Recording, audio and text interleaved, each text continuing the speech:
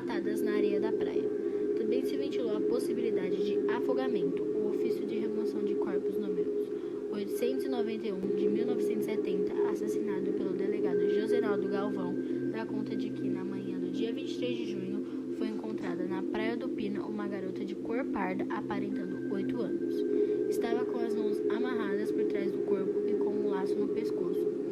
O laudo do IML traz uma profusão de fotos da vítima, as primeiras a vir a público desde o trágico caso.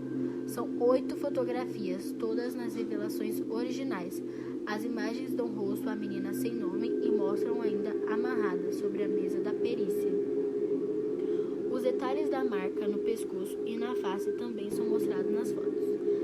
A expressão de desolação no rosto da menina denuncia o sofrimento provocado pelo agressor antes de sua morte. Segundo o documento, às 2 horas da tarde do dia 23 de junho foi realizada a necropsia na sede do Instituto de Medicina Legal. O laudo ajuda a elucidar parte do mistério que envolve a garota. Ela não foi estuprada nem morreu por afogamento. A causa da morte, de acordo com o perito Nivaldo Ribeiro, que assina o laudo, foi asfixia por sufocação. A asfixia foi produzida por meio misto, constricção incompleta do laço no pescoço e aspiração de grãos de areia, diz o texto. O indicado de que ela foi amarrada e sufocada com a face na areia da praia. A morte ocorreu entre as 8 e 9 da noite do dia anterior ao que ela foi encontrada. A vítima não apresentava lesões de defesa. Prossegue o perito, o que demonstra que ela foi amarrada antes de ser morta. O documento descarta a tese de abuso sexual. De acordo com o laudo, o ímen da garota estava intacto e não havia qualquer lacerações no ânus.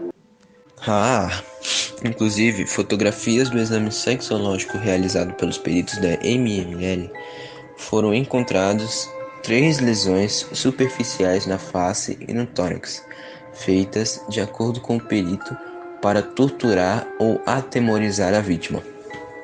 Havia no estômago da garota alimentos ainda não digeridos, como feijão e farinha de mandioca, indicando que ela teria se alimentado pouco tempo antes de ser atacada. Por fim, o legista explica que houve um lapso de tempo de sobrevida entre a constricção do pescoço pelo laço e a morte, possibilitando a remoção do corpo para o local onde foi encontrado. O cadáver da menina sem nome foi encontrado pelo vendedor Arlindo José da Silva, conhecido como Galego, e por uma criança que fazia serviço para ele, o garoto Osvaldo Ulisses do Nascimento, de 11 anos. Arlindo chegou a ser preso como suspeito do crime, pois a polícia encontrou em sua casa, 2 dias depois, uma calça suja de sangue. Arlindo também foi incriminado pelo depoimento de Osvaldo, que afirmou tê-lo visto com cordas no dia anterior ao crime e que ele teria comentado que procurava uma mulher para passar a noite. Arnildo foi solto menos de uma semana depois do seu crime. Quando os policiais prenderam o mecânico Geraldo Magno de Oliveira, 22 anos, ele confessou o assassinato da garota. Em seu depoimento, Magno conta que sempre via a menina perambular sozinha pelo Pina e que teria lhe oferecido a quantia de 5 cruzeiros para que ela passasse a noite com ele. O assassinato, segundo o mecânico, ocorreu porque ela teria o chamado de vigarista ou velhaco por não ter entregue o dinheiro como havia combinado. O mecânico se disse arrependido de ter cometido o crime e falou que preferia morrer a ficar conhecido como o assassino de uma criança.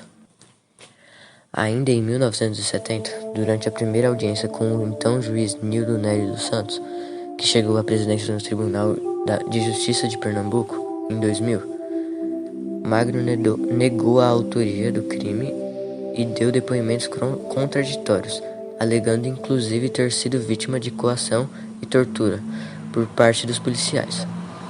O desembargador aposentado Nildo Neri, que afirmou não ter dúvidas de ter sido Geraldo Magno o verdadeiro assassino da menina sem nome.